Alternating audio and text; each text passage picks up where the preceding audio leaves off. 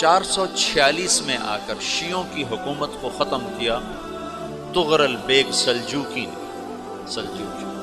سلجوق مسلمان ہوئے تھے محمود غزنوی کے دور میں، سلجوق ان کے بڑے کا نام تھا۔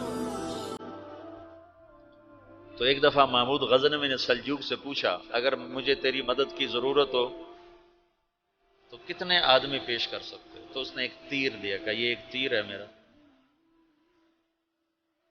کسی کو یہ تیر بھیج کر میرے علاقے میں بھیج دو تو چند گھنٹوں میں 1,00,000 تلواریں تیرا پہرا دینے کے لیے تیار ہوں، میرے پاس اتنی طاقت ہے۔ تو یہ سلجوق کی نسل میں تھا تغرل بیگ۔ اللہ تعالیٰ نے جب عرب زوال کا شکار ہو گئے اور ضعف کا شکار ہو گئے، جیسے بڑھاپے کا کوئی علاج نہیں، جب قوموں پہ زوال آتا ہے تو اس کا بھی کوئی علاج نہیں، پھر اور قوم کو جگہ ملتی ہے۔ جیسے بڑھاپا ایک فرد پہ آتا ہے، ایسے بڑھاپا قوم پہ آتا ہے۔ قوم کا بڑھاپا جوانی میں نہیں لوٹ سکتا، جیسے فرد کا بڑھاپا جوانی کی طرف نہیں لوٹ سکتا، قوم کا بڑھاپا جوانی کی طرف نہیں لوٹ سکتا، کوئی علاج نہیں، نئی نسل کا آنا ہی علاج ہے۔ تو عرب دھل چکے تھے، 600 سال بہت ہوتے ہیں حکومت کو، اپنی صفات گم کر چکے تھے، اب نئے خون کی ضرورت تھی۔ تغرل بیگ پہلا شخص تھا جس نے آ کر اہل السنت والجماعت کو استحکام بخشا، شیعوں کی حکومت کو ختم کیا، بغداد سے، شام سے، ان سارے علاقوں سے۔ صلاح الدین ایوبی نے اسماعیلی شیعہ کی حکومت کو ختم کیا، مصر۔ العاضد ان کا آخری خلیفہ تھا۔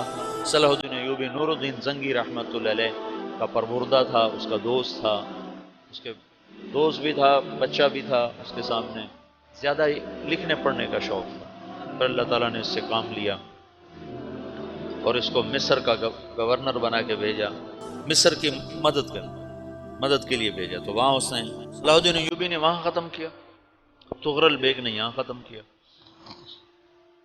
تو پھر سلجوق جو تھے نا یہ اقتدار میں آئے، ادھر ختم ہو گئی سلطنت بنو عباس کی، مصر ایک چھوٹی سی ترکوں کی سلطنت، تو اللہ تعالیٰ پھر مرکزیت کے لیے ایک نظام چلا ہے۔ دو لشکر آپس میں لڑ رہے ہیں، ایک میدان، ایک جنگلی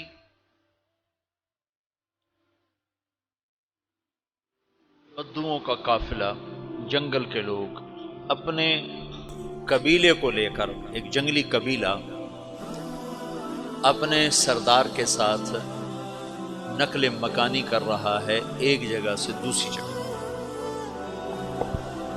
اللہ کا نظام کہ یہ لوگ چلتے چلتے چلتے اس وادی میں پہنچ گئے جہاں جنگ ہو رہی ہے، دو لشکر آپس میں لڑ رہے ہیں۔ جب یہ وہاں پہنچتے ہیں تو ایک لشکر کے قدم اکھڑ رہے ہیں اور دوسرا غالب آ رہا ہے۔ ان کو نہیں پتا شکست کھانے والے کون ہیں اور فتح پانے والے کون، ان کو نہیں پتا۔ اس جنگلی قبیلے کے سردار کا نام بھی تغرل ہے، تغرل۔ تو یہ سردار کہتا ہے جو شکست کھا رہے ہیں ان کی مدد کرو، کچھ پتہ نہیں کون ہے، کہتا جو شکست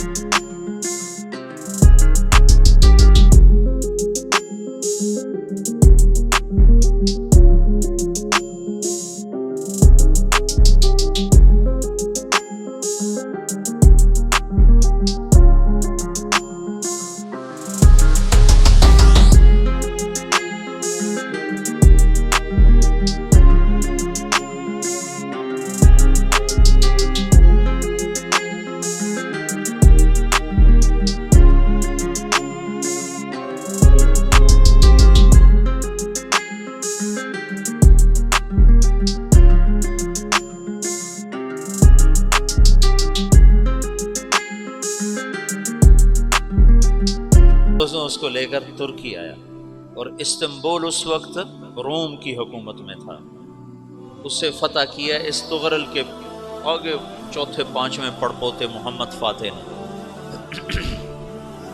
تو یہ استنبول ہے، یہ ترکی ہے، بیچ میں ایک چھوٹا سمندر ہے، یہاں ایک جاگیر ہے۔ تو سلطان سلیمان کہتا ہے یہ جاگیر تجھے وقف ہے، ادھر سے رومی مجھے تنگ کرتے ہیں حملے کر کر کے، تو میرا دفاع کرتے رہنا، یہ جاگیر تیری۔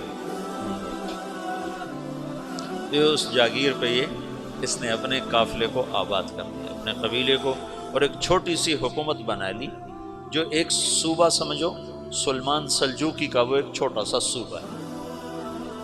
وہاں جب یہ رہ پڑا تو پھر یہ ایک شیخ کے بیعت ہوتا ہے، وہاں شیخ طریقت ہے، ان کے یہاں یہ بیعت ہونے جاتا ہے، وہ اس کو رات اپنے پاس ٹھہراتا ہے، تو ایک کمرے میں ان کو ان کا خادم ٹھہراتا ہے۔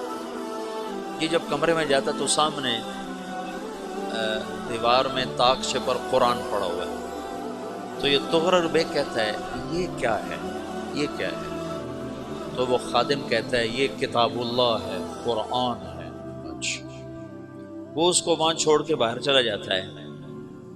وہ دیہاتی آدمی، جنگل کا رہنے والا، پہلی دفعہ زندگی میں قرآن دیکھا، وہ کہتا ہے یہ قرآن ہے، اللہ کی کتاب ہے، میں اللہ کی کتاب کے سامنے سو جاؤں، کتنی بے ادبی ہے۔ تو اس نے ایسے قرآن اٹھایا اور سر پہ رکھ لیا اور کھڑا ہو، ساری رات قرآن سر پہ رکھ کے کھڑا رہا۔ رات کے پچھلے پہر اس کو خواب آیا، کھڑے کھڑے اس نے دیکھا کہ اس کی پشت سے ایک چاند نکلا اور شیخ کی بیٹی کے سینے میں جا کے اتر گیا۔ پھر اس لڑکی کے سینے سے ایک درخت نکلا جو پھیلتے پھیلتے پھیلتے 3 بر اعظم پہ چھا گیا، افریقہ پر، یورپ پر، ایشیا پر۔ پھر اس کی آنکھ کھل گئی، وہ کھڑا ہوا ہے، تو اس نے صبح یہ خواب اپنے شیخ کو سنایا، تو انہوں نے اپنی بیٹی اس کے نکاح میں دی تھی۔ اس بیٹی سے ایک بچہ پیدا ہوا، تغرل بیگ نے اس کا نام رکھا عثمان، عثمانی ترک نام سنو، جو میں نے کل بتایا تھا کہ 1924 میں وہ خلافت ختم ہوئی، تو ایک بیٹا پیدا ہوا عثمان۔ عثمان نے پھر ایک نئی اسلامی حکومت کی بنیاد رکھی جو 1924 تک چلتی رہی، کوئی 800 سال یہ حکومت چلی۔ تو حکومت کا شیرازہ بکھرا، لیکن پھر جڑ جاتا تھا، اور وہ قرن اول والا جوڑ کبھی نہ پیدا ہوا، ٹکڑے بن گئے۔ ان ٹکڑوں میں اللہ لوگ پیدا کرتا رہا جو دعوت دیتے رہے، دعوت زندہ رہی۔